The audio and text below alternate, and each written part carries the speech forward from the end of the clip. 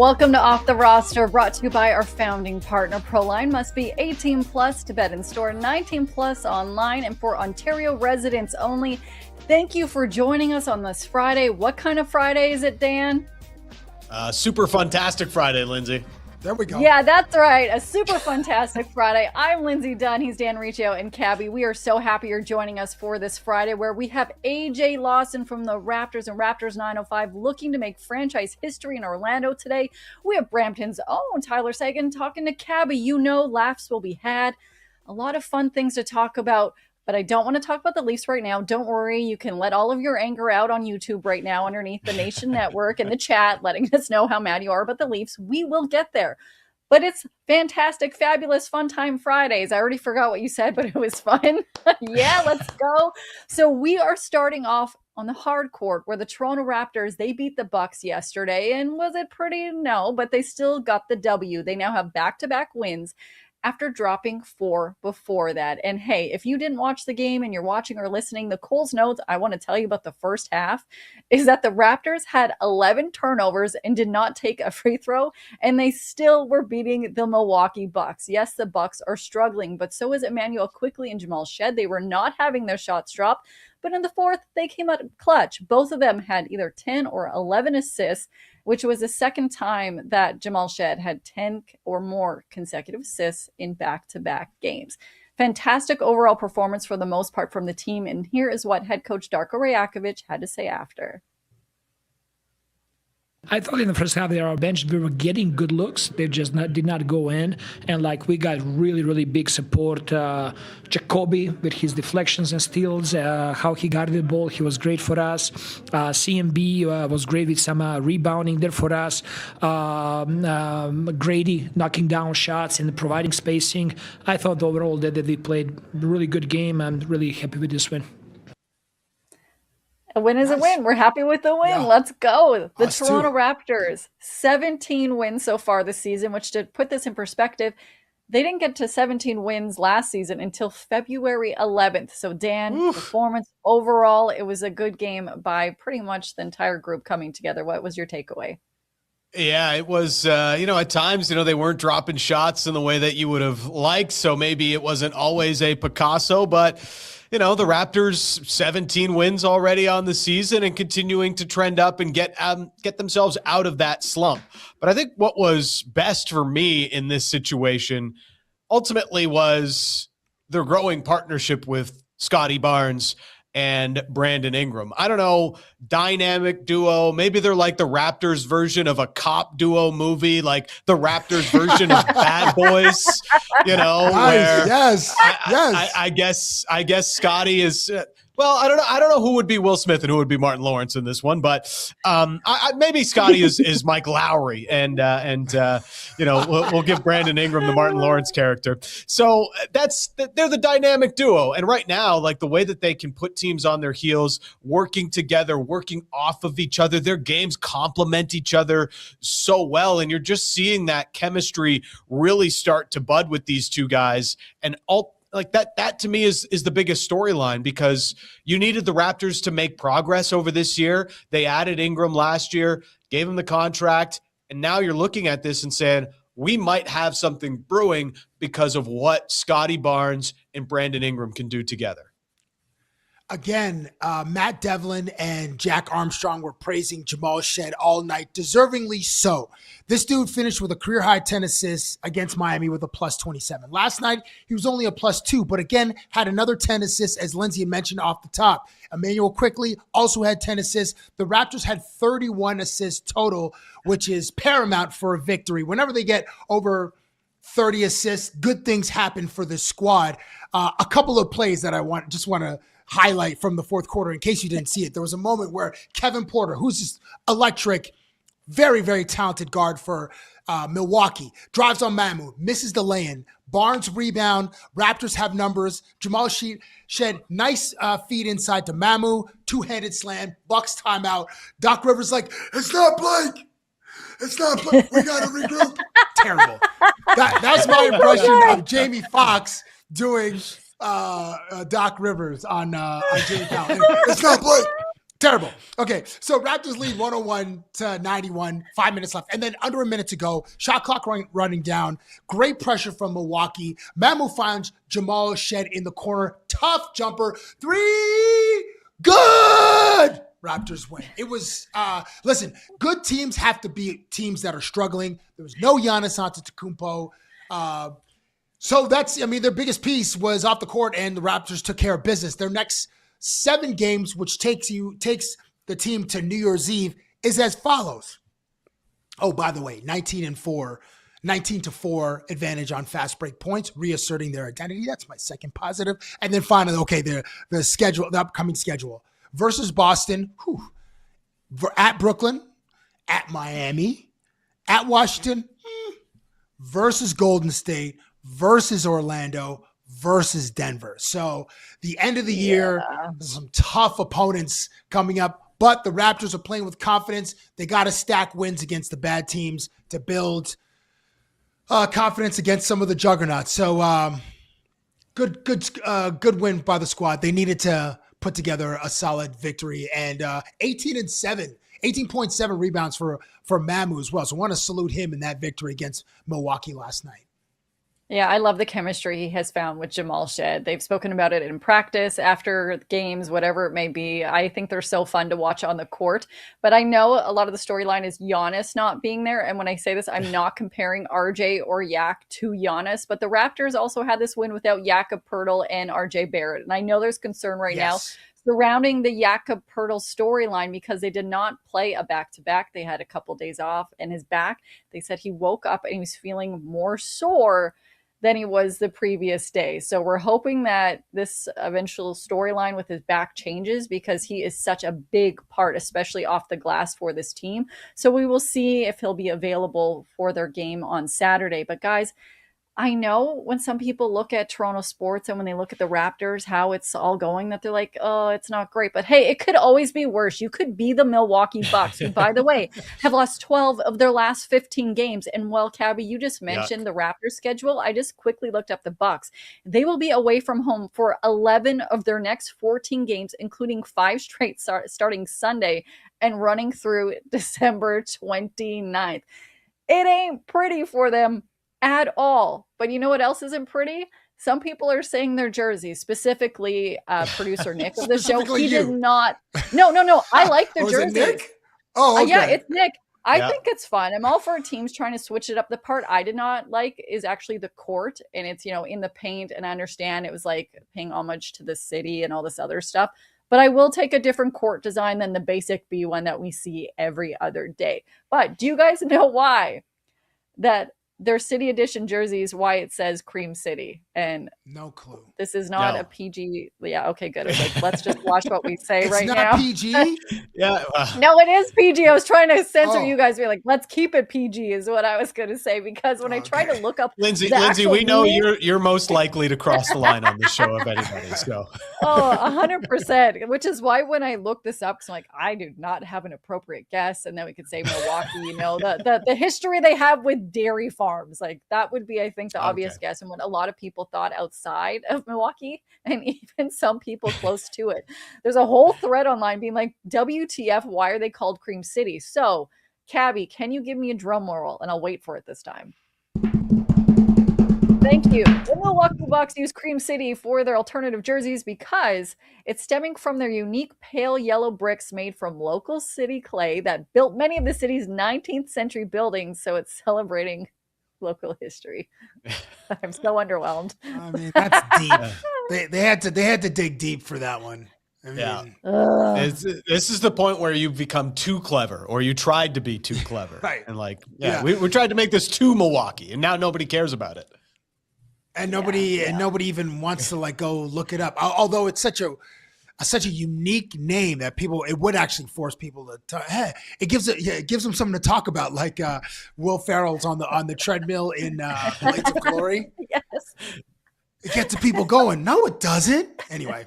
No, it does not. But yeah, it's like there's worse jerseys out there. I don't hate them. I wasn't a fan of the court. But again, I will take something different rather than us seeing the same thing over and over again. And hey, something that's not the same is if we send Garrett Temple to the All-Star game. Also still pushing my campaign to give him a vote. Let's do You it. really Come are. on, You're the Raptors. only person waving the Garrett Temple flag. I just think it'd be such a fun storyline to have it. So Scotty Barnes and Brandon Ingram, obviously the two Raptors a lot of people are pushing for, including the team. A reminder that Scotty is leading the league in steals and blocks this season. So we will see what happens there. Get your votes in, send them to Los Angeles. But I don't know if you know this. Do you know that there was a Raptors two-way player that was in the G League showcase in San Francisco last season? Do you guys know who it is? Is it our next guest? It would be Brampton's very own. It would be Brampton's very own AJ Lawson, who is our next guest. Dan and I had a chance to catch up with him quickly before we went to air today. Cabbie was doing cool things. We'll have that in a moment. But AJ Lawson and the Raptors 905, they are in Orlando looking to make franchise history. They've already made G League history with a 14-0 run to start the showcase season, and that has not been done before. It's also not only a franchise record, it's a G League record for consecutive wins. So tonight, or this afternoon rather, they're hoping to make some franchise history by getting the W. We spoke to AJ just moments ago. Happy to have him joining the show. It is AJ Lawson. Okay, Dan, you're so behind on that. Oh my gosh. Sorry. I was trying to time it up. It didn't work. Yeah, we did not practice this. But Anthony Randolph Lawson, we are so happy to have you joining us. I know, I went full name, from Orlando, Florida, where you guys are playing in the Showcase Cup. Historic season, 14-0, undefeated. You've had to put up with my shenanigans, interviewing you post-game, walk-off interviews, because you've been tearing it up. But what are the vibes like around the team going into game one? The vibes are great. We're all feeling super pumped up, ready to go. We can't wait for the first game tomorrow. I mean, yeah, just we got a lot of expectations. We're ready to come out here and do the best job we can and come out here and come out victorious. When you talk about the expectations, when people look and see 14-0, some of them have been 30-point plus blowouts or really close games. But from a team, whether it be, you do have those big moments on the court, but all of you are passing the rock. It's really been a team effort. I remember when Julian Reese, he had a big game, and in post game, you're yelling, "Best screener in the G." What's it been like to see the real team camaraderie and everyone stepping up? It's been great. We all have good chemistry. We all want to see each other win, just like that. Like I think he is the best screener in the G, and I feel like a lot of our players on the team are best at certain things. I'm always gonna gas them up, make sure their confidence is through the roof. That's what we need. We need every player on this roster. So I feel like if we all have good vibes and good energy, I feel like nothing can stop us. So during a 14-game win streak, is there like any superstitions that you guys are carrying through for each game? Is something developed here during the win streak, or is it just vibes? Just vibes. Hopefully no superstition. I mean, everybody has like their things that they always want to do. Maybe put like, their left sock on first or something. But I feel like we all ready to go, ready and confident. I feel like we know what's up and we know what's at stake here. Yeah, and it's a pretty incredible start to the year. I mean, you've had a couple of great years with the organization. I'm thinking back to last March. You put up 32 in an NBA game. Like, did the basket just feel like an ocean to you when you get hot like that? Is it just like look huge for you? Is it like a barrel? It definitely feels like that. Just like my confidence just feels it already is high, but just when the basket's going through, I don't feel like anything can make it not go in. So. But now it's happening. The whole time I was thinking, wow, like I'm doing this at my hometown city and with my family in the crowd and all my friends and family watching. I was just like, wow, this is amazing. Like God couldn't plan this better. Yeah, and you followed it up with 28 in the next game too. And I feel like for a developing player like you, a guy that's continuing to make that next step, does it give you confidence? Does it push you even more? Like now you've proven to yourself, like I can do it against the best players on the planet. Oh, for sure. I mean, after those games, I definitely had a different walk in my step for sure. But yeah, just the confidence was through the roof. I felt like I for sure was a NBA player, and I showed it. And I just want to keep doing it every time I'm on the court. And yeah, just to have those 2 back-to-back games is amazing. On my home court too, in front of my friends and family. We talk about that home court. I remember speaking to you, I think maybe a couple of weeks ago. It was the day game at Scotiabank Arena for 905. Everyone was screaming. You had so many kids holding signs. with your name on it. But then we go to Mississauga, it's the same thing. People are wearing your jerseys. Just seeing that overall outpour of love, but really seeing firsthand the impact that you've had, because you also had your own basketball camp this summer, just kind of feeling that love, but firsthand seeing that impact. What's that been like, AJ?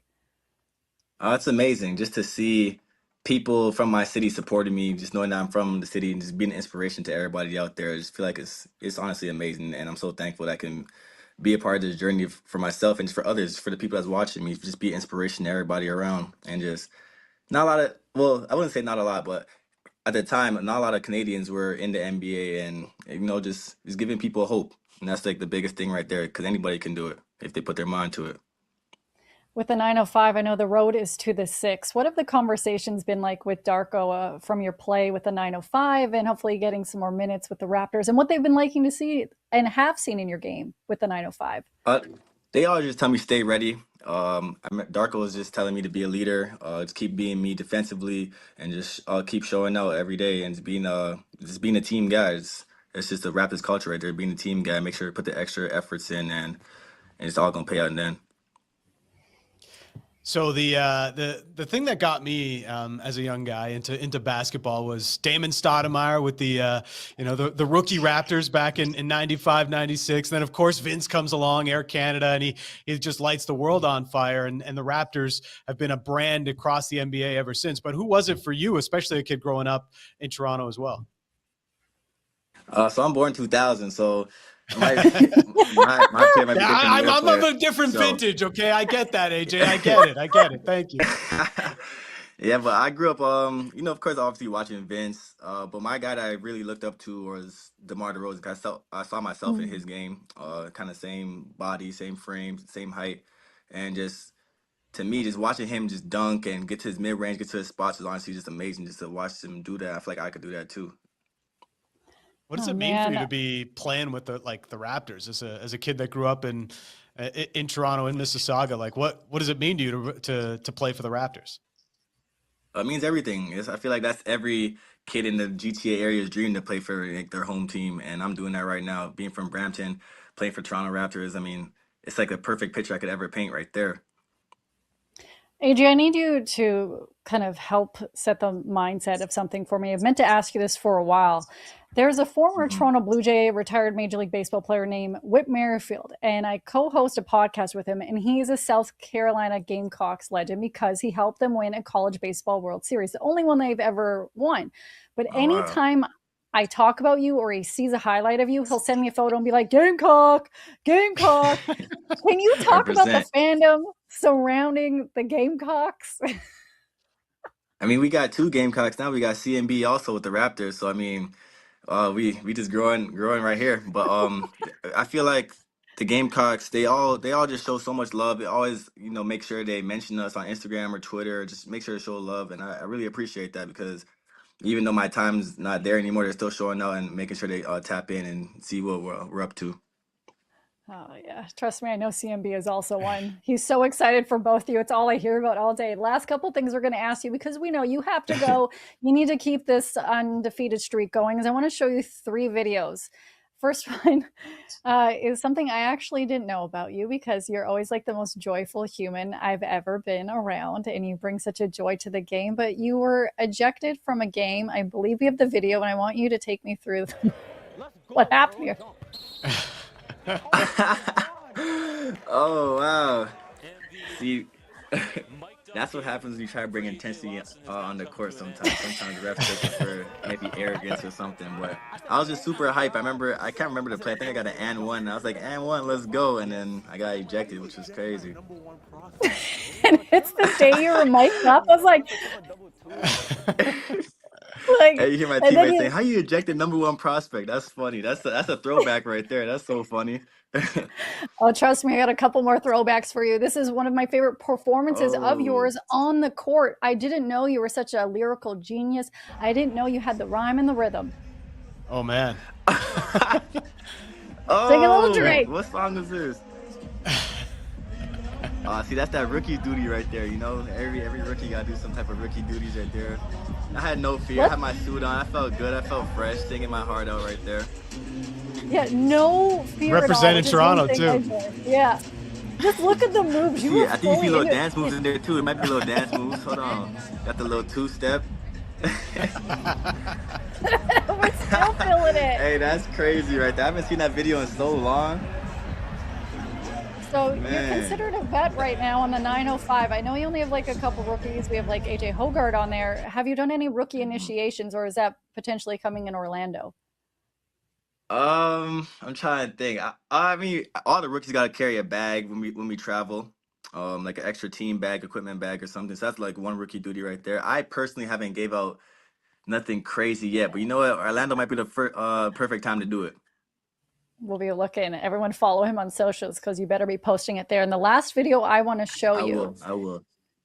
is potentially a young AJ, because if anybody's watched you with the Raptors or the 905, you make it rain from three. It is so entertaining, whether it be from the corner, you're making it drop. But this was 16 threes in a row. Where do you even find this stuff, Lindsay? Right. No, I haven't seen this in forever. Look at the form. I'm still developing my form there. You know, it's still cash. It's still cash, but the form wasn't proper yet. But that's so funny. I haven't seen this video either. I think I actually posted this video back in whatever year this was, maybe 2015, 2016. I posted this on my mom's like YouTube account. I wanted to get some exposure. Let everybody see I can shoot. Man, this guy can't miss. Hold on. Look at this. You posted this on your mom's YouTube account for exposure. We're getting the TT right now, AJ. What? Yeah, we posted it together, but yeah, it's funny. Yeah, we posted that. Is this on loop, or are you just like hitting three after three here? It was like 6. I think it was 16 in a row. Yeah, 16 in a row. Yep. It just looped there. It was 16 in a row. So let's talk about your form. How do you think it has improved since then? Because I tell you, you're making it swish, AJ. I definitely was making it switch, but I feel like I was that was my problem with inconsistency back then, is that I couldn't hold my follow through well, and I feel like I do that way better now. Make sure it's locked and strong, but it's still cash now too. But I got to redo that video. Maybe I can get like 25, 30, 40, maybe even Stephen Curry go 100. Who knows? Oh, yes, need a that is remake. our mix. AJ Lawson, Right. We appreciate you. Thank you for joining us and putting up with our shenanigans, and good luck this weekend. Thanks for having me. Appreciate y'all. Well done. Well done. That game that today kid, is that he is just brings such great joy and energy. So when I found that video of him being ejected, first of all, which is like the softest reason for somebody to get ejected from a game, like, come on now. Seriously. It was just hilarious. And then like being such a young kid, just not even have the form in 16 consecutive threes. I love that he went on his mom's YouTube to post that to try to get attention from scouts. And here he is now hoping to make franchise history, G League history. Game 3:30 p.m. on NBA TV. They are taking on the Clippers G League team. And I'm saying this for all of us. We are cheering and hoping for the 905 to get that W. I'm going to speak for you. If you say anything else, I'm going to mute your mic. Big dubs. Big dubs. I don't have the power to mute your mics, but I would love to mute and not talk about that happened yesterday on the ice for the Toronto Maple Leafs. We try to keep things positive here, but woof, woof, woof, woof, whatever you want to say, that was rough. I really am struggling to find anything positive about that game, as I know Leafs Nation is, but it's over. What? We're not there yet. I'll say my positive. I'm not there yet. I'm not full on panicking. Neither. Like the sky is not falling, but the clouds are getting pretty dark, and I'm getting just a little bit nervous about the storm that we may see. But they were shut out in Washington. There's a lot to take away from this, but what we will dissect right now, if you have not heard this or listened to this, for anybody watching right now, Craigie B, after the team's loss, had to say this to the media. Craig, what made the Capitals a challenge for you guys here tonight? Ourselves. You know, we had power play opportunities. Power play was not good. It's got to be a lot better. And to me, they played with more passion than we did tonight. I mean, that's what it boils down to. It looked to me like they had way more urgency in their game, more passion in their game. That's the difference. How do you explain that, considering where you are at the standings? Ask those guys, not me. Is it disappointing for you, given like Very disappointing. It's very disappointing. Yeah, disappointing for sure. Dad's upset. Yeah. That's upset. That's a Very quiet upset. car ride home. Yeah. Yeah. That I'm one's not tough. mad. I'm disappointed. It's the words you hate hearing as a child. It's just like, it's even worse. Like, I'd rather you be mad. Just be mad. I don't want you to be disappointed. Just be mad. This is worse. I hate hearing that at all ages. A parent saying I'm disappointed. Yeah. Fair enough. It stings whenever you get it. Ooh, and that had to sting for them. And it's just, Dan, were you disappointed in this? My little takeaway from this, which I know may sound harsh, is like, they just seem so like uninspired and inspired, whatever the correct term is. It just was not a delightful time to watch. What was your thoughts?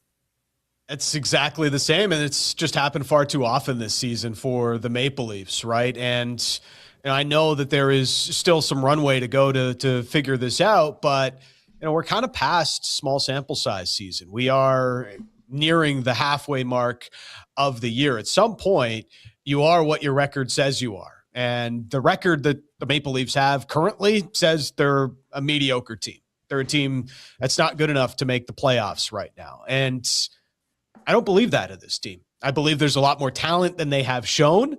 And these continued performances, or if we can call it that, are incredibly frustrating. There's more talent on the ice than what they're showing last night. And I look at Washington as a good contrast. That's a team that just had gotten blown out in back-to-back games, as Cabbie had mentioned on yesterday's show. And they had the response required to get themselves out of that. The Leafs showed up for 10 minutes against Chicago and figured out that they could get the victory that way. You look back to Saturday, they got blown out by the Edmonton Oilers.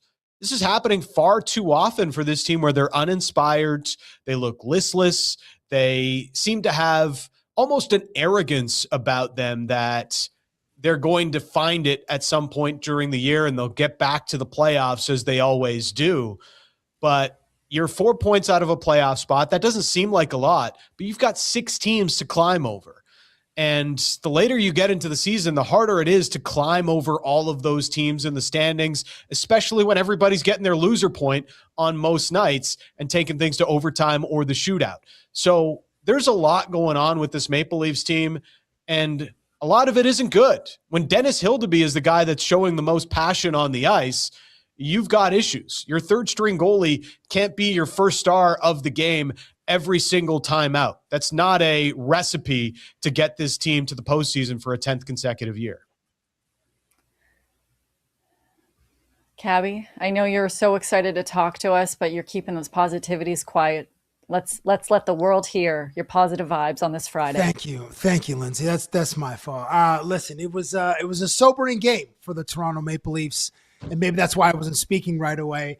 And listen, I try to dig deep to find positives, to find learnings in the losses. And this one was you're looking for the Earth's core right now, Cab, if you're going to dig deep looking for a positive here. This was like when I was 6, going into my parents' room when they were at work, looking for Christmas presents, and then and finding one. Actually, when I was like 12, finding my Christmas present, and I opened it up, and it was a sweater. It was one of those ugly checkered sweaters, and that's it. So the few positives that I can offer in this loss by the shutout by the Toronto Maple Leafs is on a night where the special teams were a major story and Toronto had 5 power play opportunities, which they did not convert on one of them. The penalty kill was pretty good. I mean, they killed 3 Washington penalties, and the Capitals ranked 28th in power play, so not a great power play unit either. But Alex Ovechkin's still on the ice. John Carlson's still on the ice. Tom Wilson's still on the ice. So that is a positive. The other thing I can offer, this is just a flush it game. Just flush it down the toilet. That's like 2 of Washington's goals were a result of like a weird bounce off the backboards and then a defensive miscommunication. So it's not totally, it wasn't like Washington's 5-on-5 structure was all that impressive or dominant. So there's a week before Christmas. My guess is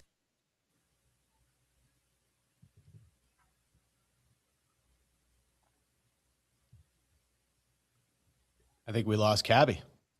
Okay, I was like, maybe we lost me. He's like, it's a week before Christmas, and I'm going to let Lindsay pick it up. We're going to keep the positive vibes, but mine are maybe not so positive. I will talk about Craig Berube right now, or Craigie B, Craig Berube, whatever you want to call him. We had a poll on the Nation Network whether or not you thought he would get fired, which I know is a negative poll, but the majority said no. Right now, join the chat right now on YouTube underneath the Nation Network where we're streaming this live. And tell us your thoughts on this. If you're watching on X or whatever it may be, let us know even after the show is over. But I always find this such an interesting narrative around the coach. And hey, if I find out he has the antics like Mike Babcock did, then yeah, you absolutely fire him, because a lot of people will not respond to that kind of coaching behavior. But I haven't really heard this about Craig. I think it is such a scapegoat way to say, hey, the coach should be fired. These are grown men that are getting paid to play a game that they've been working for their entire life. The urgency and effort also has to come from within and from them. You can't just blame the coach. It is so infuriating to me, Dan, that it goes to Craigie B or whoever it may be when, hey, also, they're in December. If they go and fire a coach and bring somebody else in, you think this is going to motivate them to have the comeback of a lifetime? I don't think so. And I know a lot of people are disagreeing with me and they think that Craig should go, especially from his comments last night. It's just they all have to look internally and keep themselves accountable. Dan? It's one of those moments where, like, this core has been given a lot of different opportunities with different coaches to give us a different narrative. You know, if you don't like the way things are said about you, it's a great line that I remember from David Price when he started with the Blue Jays in 2015. And it was, if you don't like it, pitch better. You know, so if you're taking a lot of heat because you're having a rough go about it, pitch better. If you're the Maple Leafs right now, you don't like what you're hearing, you're Austin Matthews, you don't like what you're hearing, play better. And last night, and a lot of nights this year, it's the star players on this roster that are not showing up well enough.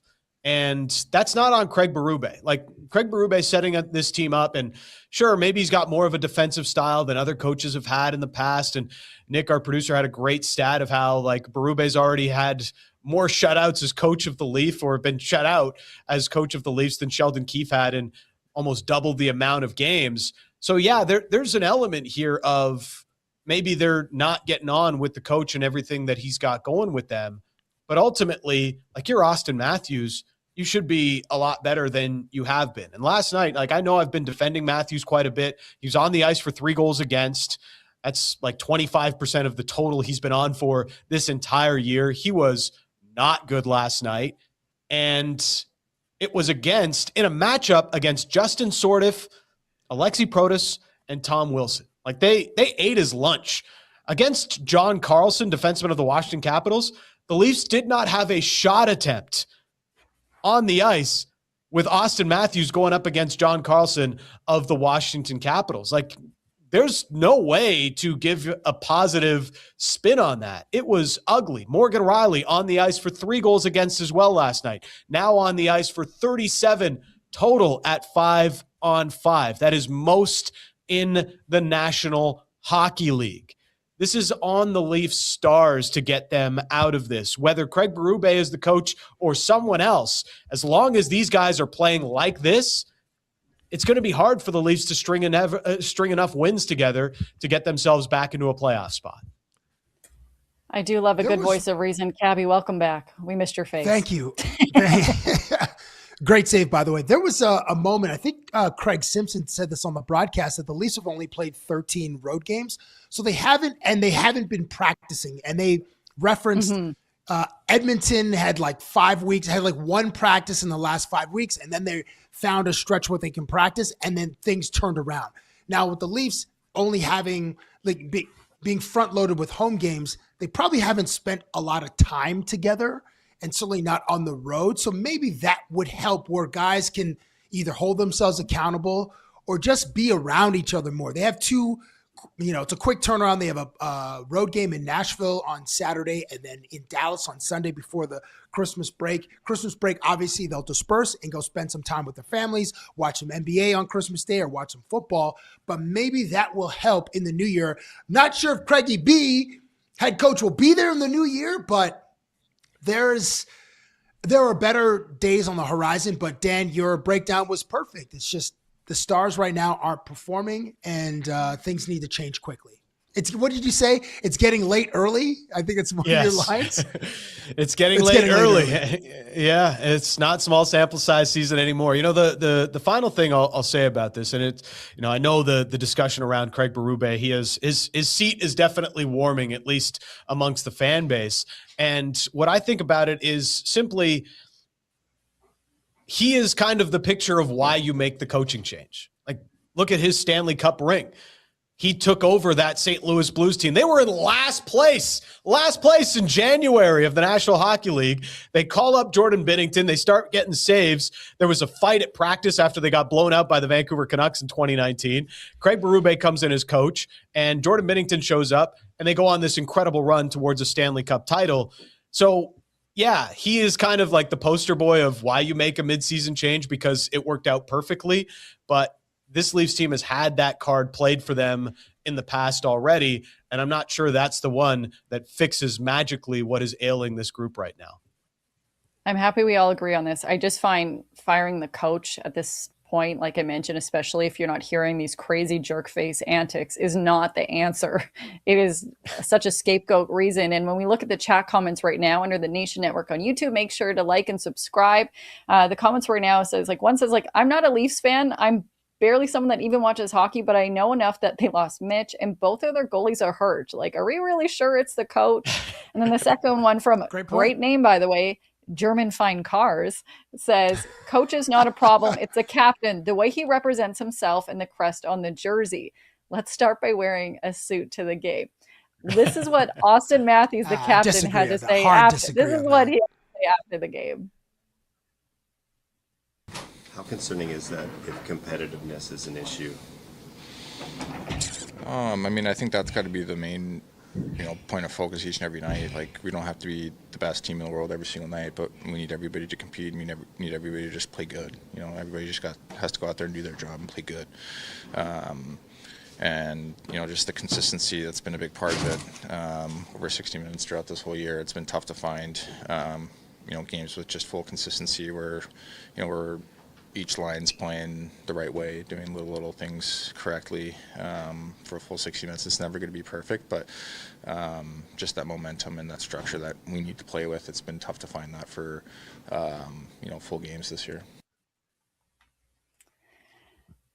So we'll see what happens. Actions speak louder than words. Like we've heard all the stories from these guys, right? They say the right things after the game a lot, but actions speak louder than words. It's time to start playing better on the ice.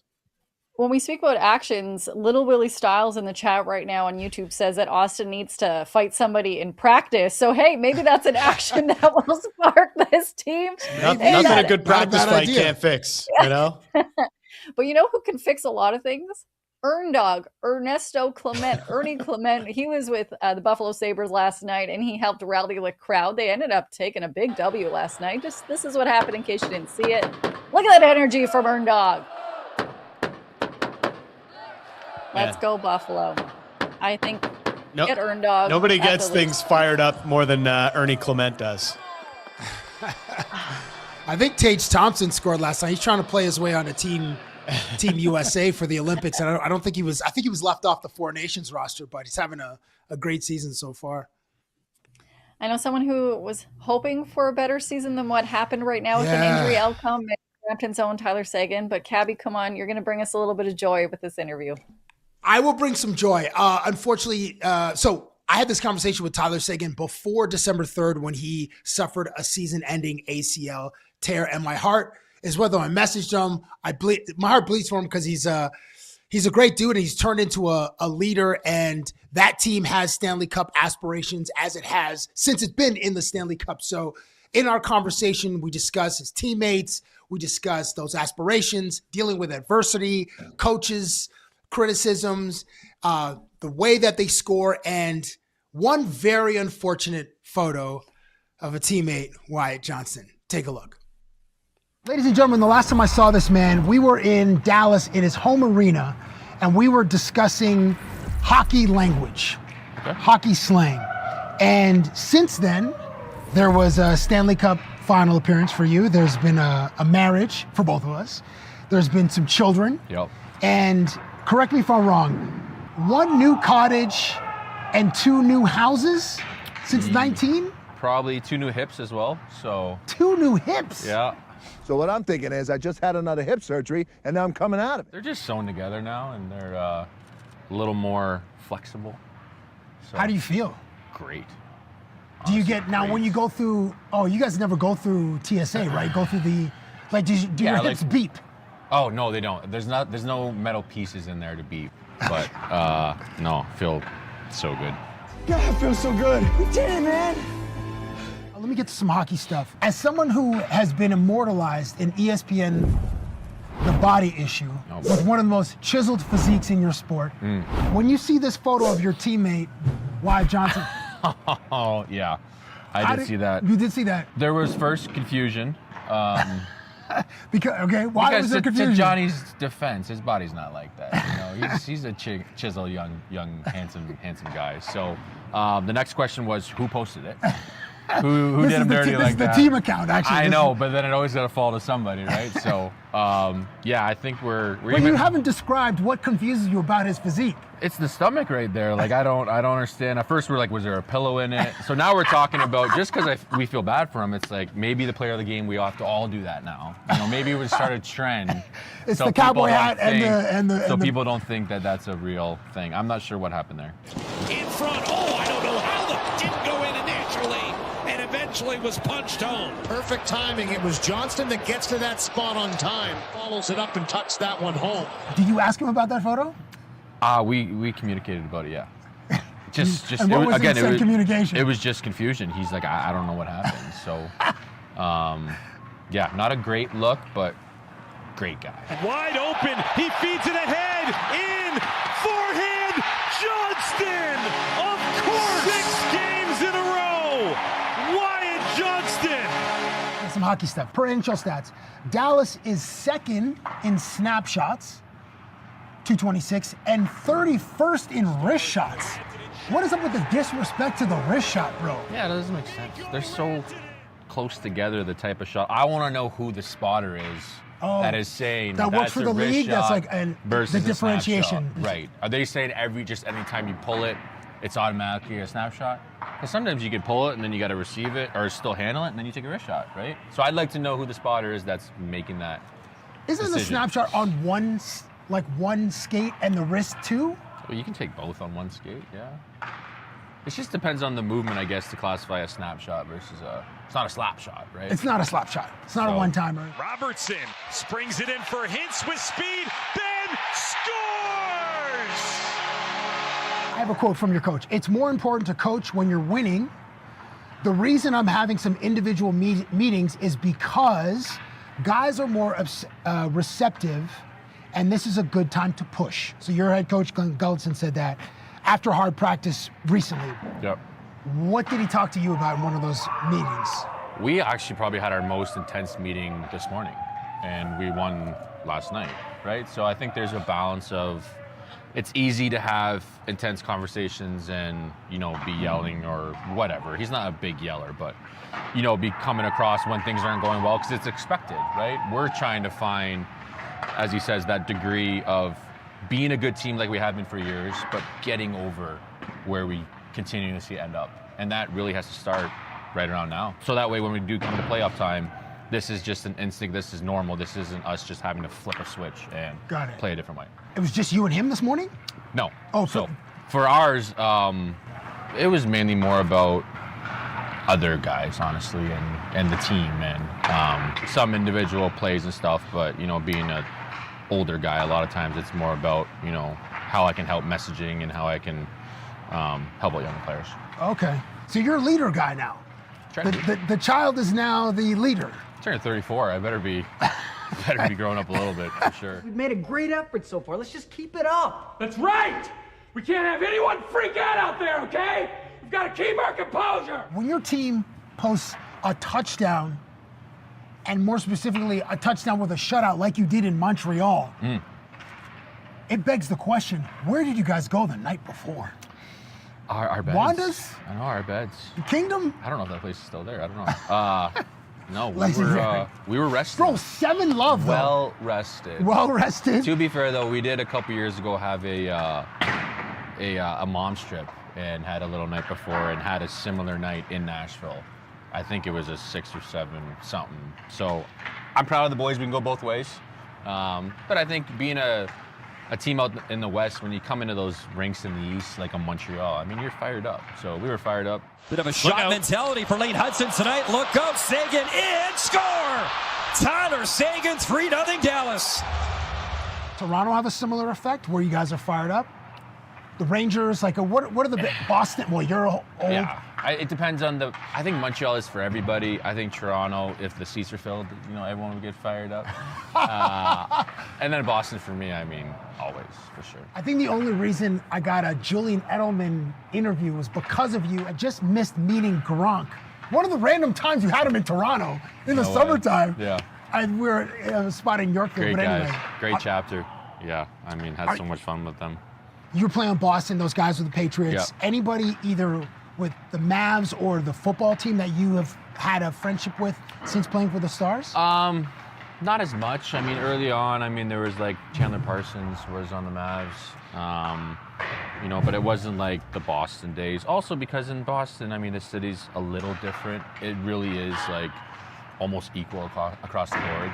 Because there's so much winning in like every team has won championships. So it was always, and we were also like, we were at that time where everyone was kind of winning in a row and everyone was kind of like younger, right? So like I was probably the youngest, and then you had the Edelmans and Danny and Gronk and all these guys in the past. And then you had like Clay Buchholz from the Sox, and then Rondo came around a little bit too. And there was always this place too in Boston that everyone was their own way, and then a group chat, and then we're all kind of at the same place. What was that place? So, I think it was called Gracie or Daisy Buchanan's, maybe. Was it in Faneuil Hall? It was off of Newberry Street. The stadium, the Fenway Park's around Newberry, no? Yeah, so it's right in that area. Okay. Because a lot of us lived kind of in that area as well. What a time. Gronk was out in like Foxborough. I remember random story, I remember going to the movies one day out in Foxborough and picking up Gronk. To go to the movies? And he had some with his shoulder, he had like a cast or sprain on, and some with his leg, and he's coming to the car and he's like got 1-1. And I'm like, that's a different sport. But for me, like I didn't know anything about football. When I got to Boston, like I was never growing up as a football guy. I never watched the NFL. So these were for me, these were kind of just like young guys on teams that I would meet I met at a foundation event like my first year. We just hit it off, and like we were all similar age, everyone was single, and just we were having fun. According to NHL Edge, another stat for you, Dallas ranks 4th in high danger chances and 6th in scoring. Nice correlation. What does that stat say to you about your team? That we can finish, for sure. We have a lot of offensive talent here, guys that can finish and shoot the puck. Right now I'm playing with a guy, if you've heard of him, named Jason Robertson. Yeah. Leads the league in shots and is a heck of a goal scorer. Do you know how many shots Robo has right now at the time of this interview? 90. 90? Yeah, he's at 90. Just mishandled it to Robertson. He's in. He scores!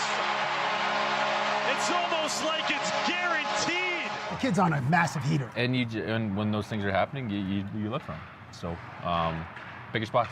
And shots. We have 2 signs. One says over, one says under. I have 3 or 4 scenarios with a line, and you let us know whether this thing is over or under for you. Okay. Over under 5.5 Dallas Cowboys games that you've attended in person. 5.5. Wow, it's right on the bubble. I'm gonna say over. Over? Yeah. 6, 7? When I first got to Dallas, I tried to go 1 a year. I'm gonna say I've been in Dallas 13 years. I'm gonna say I've probably been to like 9. Oh, okay. 8 or 9. Over under. Nice pick, by the way. Really. You guys haven't seen it. It's nice. Over under 11.5 times. You said in a group chat that Jerry Jones needs to retire as GM of the Dallas Cowboys. Under. Like I said, I'm not a massive football guy, but I watch the Cowboys. Over under 4.5 teammates that are faster than you, faster skaters than you. Over. That's gonna be close. Well, so it's 5. Who's faster than you in skating? Rupe for sure. Miro for sure. Wyatt probably could get going, and he's just younger. I think it'd be close. I play winger too, right? So it's like you don't have a lot of wind up anymore. But I have looked up at the ticker a couple of times and been like, oh, there you go, 21. Yeah, I'm up there. I think it'd be close. I had to look at a roster sheet right now to really look, because some of these kids like in the back, like I'm sure Harley probably gets going too. So yeah, I don't know. Yeah. So it might be under it. Could be now I'm thinking about it. Okay. And then finally, over under 1.5 Stanley Cups that you will raise in your career. I'm gonna say over, because I love one in Dallas, so that'd be 2. Make it happen, brother. All right, man. Great to see you. Yeah. Thank you, Tyler. Segs. Yes. Thank you. Yes. Miss you, bro. Yes. Thank you very much. Miss you, Segs. He's awesome. become like leader guy now, and he said he's 34. He's got a couple new hips, and ACL tear was just devastating. But they still have Stanley Cup aspirations. Got great top end talent, and I guess we'll see. They're trying to keep up with the Colorado Avalanche, which is just a wagon. And maybe they'll get over. Maybe they'll get over the hump. Maybe not. We'll see. But exciting team to watch. Young talent: Johnston, Robo, Heiskanen, Rantanen. Got a talented, and then Jake Ottinger, talented squad. Yeah. I just want to point out, Cab did make a 6'7" reference during the interview. Oh my gosh! Well, like it was unintentional. I actually think Tyler made it, but yeah, and I think he did that. So I think he knew what he was doing. Jeez, again, the dumbest meme of the year. Yeah. And the other thing I do want to point out, because I know he mentioned Toronto as well, but is there a statute of limitations on how long Leafs fans can be upset about the Phil Kessel trade and missing out on not just Tyler Seguin, but Tyler Seguin and Dougie Hamilton that the Bruins ended up getting? But Seguin, of course, goes on to win a cup with the Bruins as well. I mean, just I know we're like 15 years on, but it's still still got to be something that cheeses you a little bit. No, it can last forever. You can be mad. It can, and it probably will for a lot of Leafs fans or other sports fans that will hold grudges. And I'm just curious, in the chat right now underneath the Nation Network on YouTube, I want you to let us know, who do you think will win a Stanley Cup first, Dallas or Toronto? Gonna leave it a little spicy. I'm curious to see what the reactions are. But when we talk about championships, I know Super Bowl, a lot of fantasy football teams that are lighting up. I need the big points this weekend from the Eagles, which I'll get to in a minute. But guys, I want you to break down a couple games that you are looking forward to this weekend. Dan, we'll start off with you. Well, it's the Steelers and Lions that I'm looking forward to, because, the Steelers have this chance to win the AFC North. They're a game up on the Baltimore Ravens.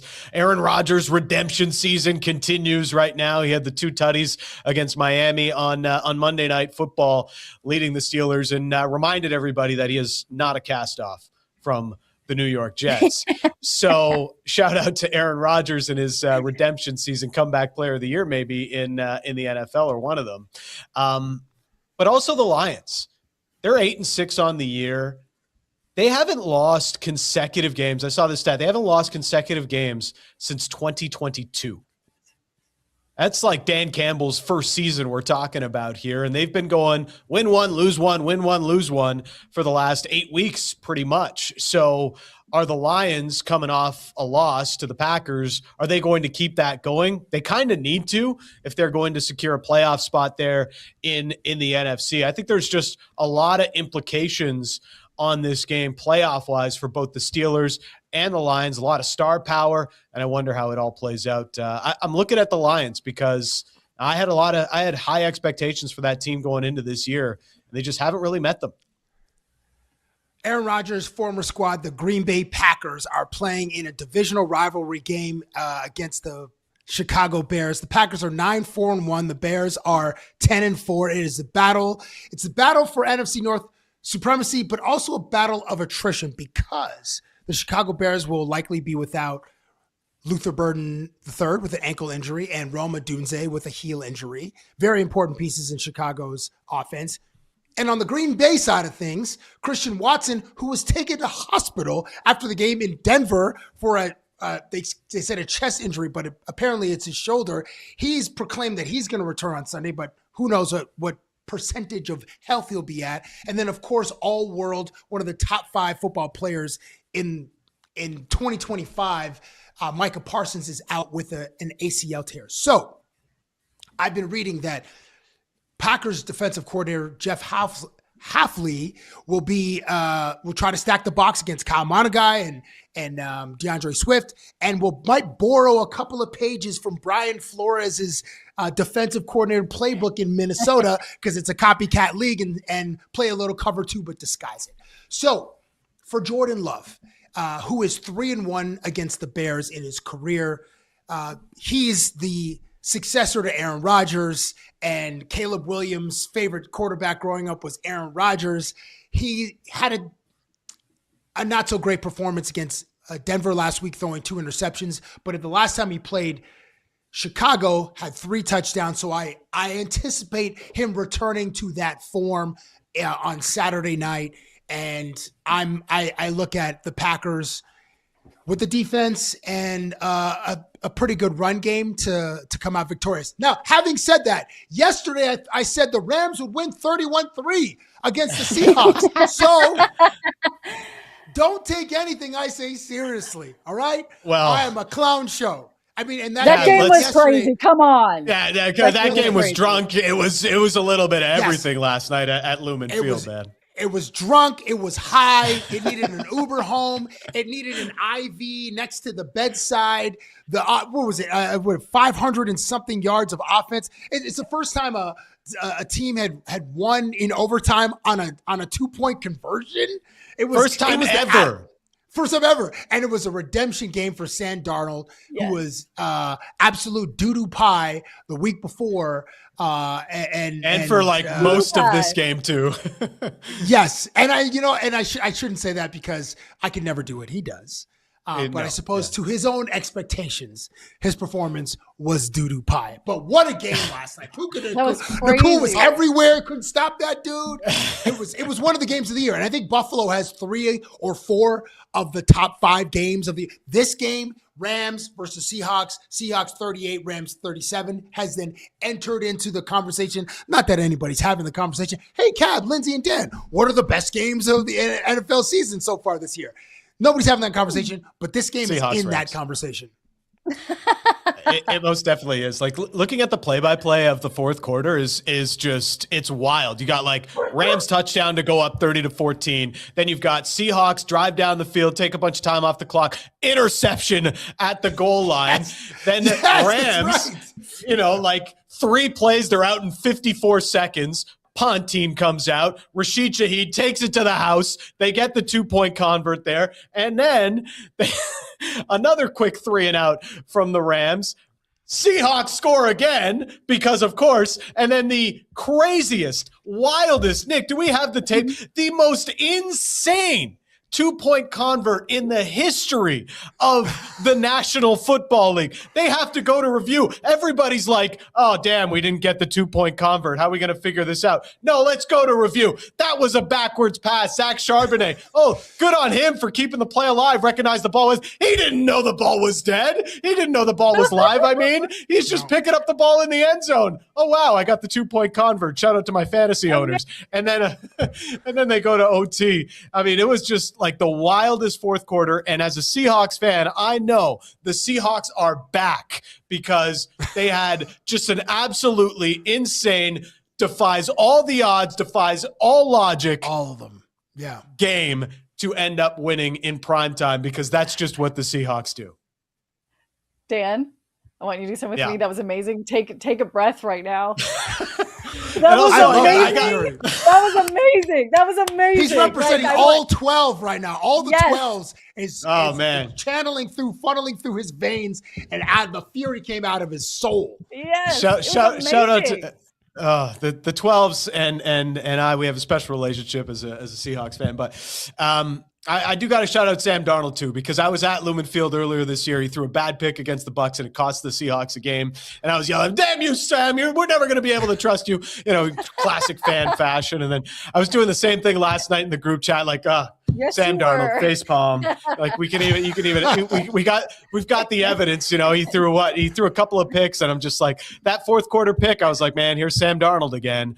And then he found it in overtime, that drive in overtime.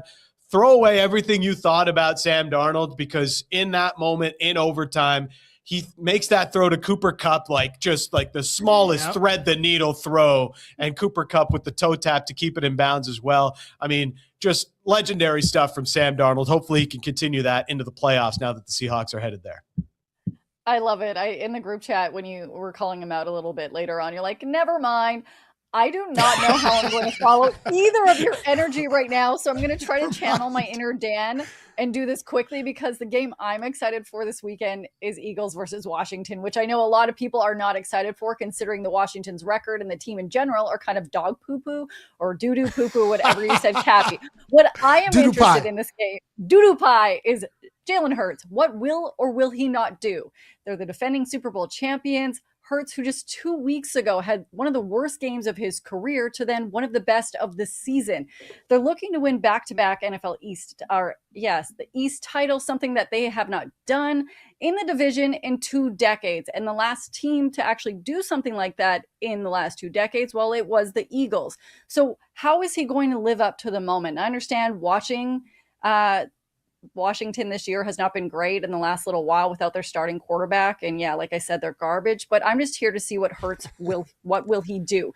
He went from 3 straight losses, which included a 4 interception, 1 fumbled disaster loss to the Chargers, to a 3 TD pass, no turnover game, and a 31-0 victory over the Raiders. So I just want to see what Hurts is going to do in this game. And yeah, I understand that where they are in the whole lineup and wherever in the standings, they're not really near each other, but it's usually a physical game. The rivals, I'm expecting the crowd to be crazy, but I want Hurts to have an insane game.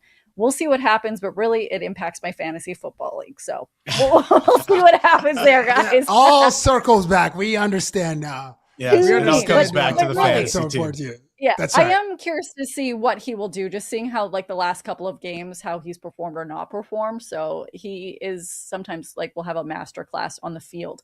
But I do want to talk about right now is the Pro Line look ahead. We got to talk a little bit about when watching your favorite sports, make things interesting with Pro Line. You must be 18 plus to bet in store, 19 plus to bet online with Pro Line Plus, and must be in the province of Ontario at the time of play. Please play responsibly. So, Dan, are you going football? Where are you going with this? I am looking at the NFL. Got a Saturday affair, and shout out to Willie Stiles on the YouTube chat. Da Bears. We're going with DJ Moore over 46.5 receiving yards. He had a big game last week, couple of touchdowns. And, you know, with some of the injuries in the Bears receiving core, I think Caleb Williams is going to be looking for DJ Moore quite a bit. So I'm going to go over the total, and maybe, just maybe, DJ Moore is going to score 14 touchdowns in the game for the Bears tomorrow at Soldier Field. Underrated Chris Farley impression there of and that's Chris Farley, Norm, and I can't remember who else was in that one. Same game on Saturday night in primetime.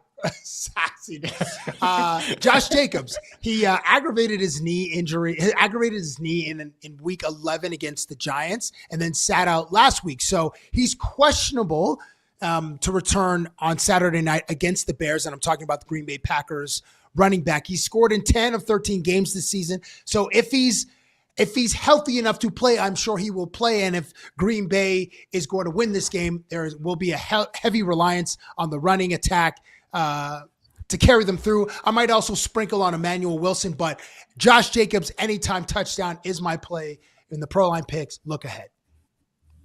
I hope both of you are right, because you might need that little extra dough in your pocket, because both of you could very well be in the doghouse a week from today, as well as my husband.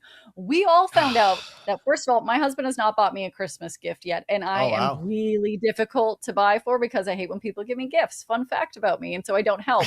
Dan, you said in the group chat you have not got your wife a gift yet, and Dan and Cabbie, I think you're in the same page right now. So. Might be in the same doghouse with Dan.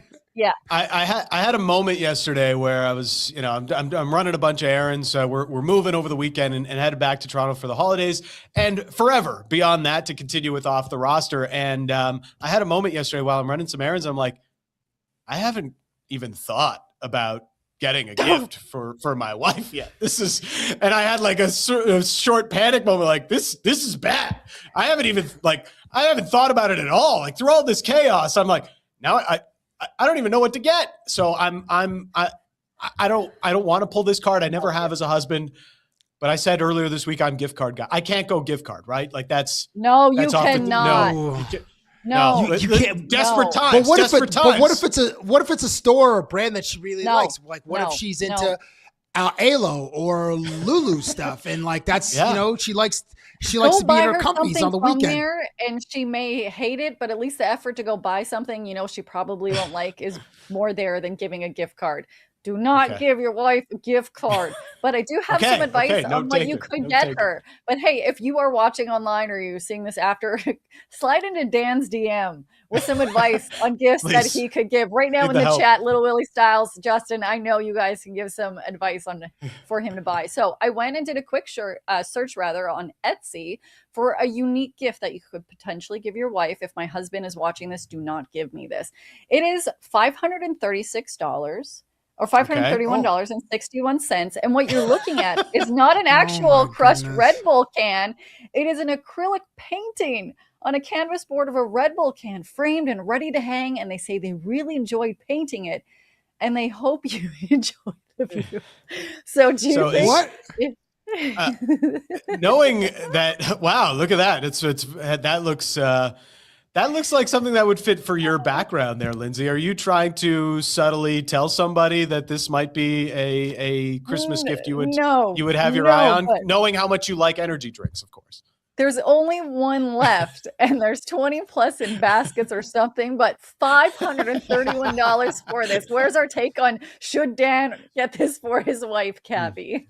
This looks like a reminder of some wild and drunken nights. Hey, remember that time we were in Barcelona? I mean, if there is an emotional connection to some memory where Dan and his wife were lit and Red Bull was the fuel, it makes sense. That was those were the Jaeger bombs in Milan, remember? Exactly. Or in Gastown in Vancouver, Yes. or a random Sunday in Kitts Beach, where you guys are turning up at local, on August the 3rd or whatnot. That would be appropriate. Lindsay, how did you find? We need to reset your algorithm. Although I think this is kind of cool. $500 worth, not cool, but your algorithm is in an interesting place. All I put in was unique gifts for wife, which in the chat right now, shout out to them saying gift cards are for only siblings. Only, except for we have Willie saying gift cards. So hard no on. I just put in unique gifts for wife, which includes this next gift that came up. It has nothing to do with my algorithm. It's an emergency shark kit. Oh my goodness. Wait, we've been on this thread today. Like, this makes sense. Sam Darnold was doo-doo pie. Jordan Love had a doo-doo pie game against Denver. The Leafs power play unit doo-doo pie. And then here's Lindsay. Again, the phones are listening. This probably just came up in your algorithm like 39 seconds ago. And then boom. Skid marks. What a tagline. Skid marks should stay on the racetrack. I like that. 147 it's only good when you deliver that line like that. 147 of these have been purchased with Dan. Maybe you will have this because I'm sorry to say this, but you may shart yourself if you do not get your wife something besides a gift card. I don't know. I'm surprised in the chat. Also, no one has said tidy whities from the show yesterday, but hey, this is, and I will not clear my browser history. They're saying in the chat, all I put in was unique gifts for wife, and this came up like, dear people, I heard clear my bowels, care. but that's okay. Yeah. Please clear. Same. Browser history.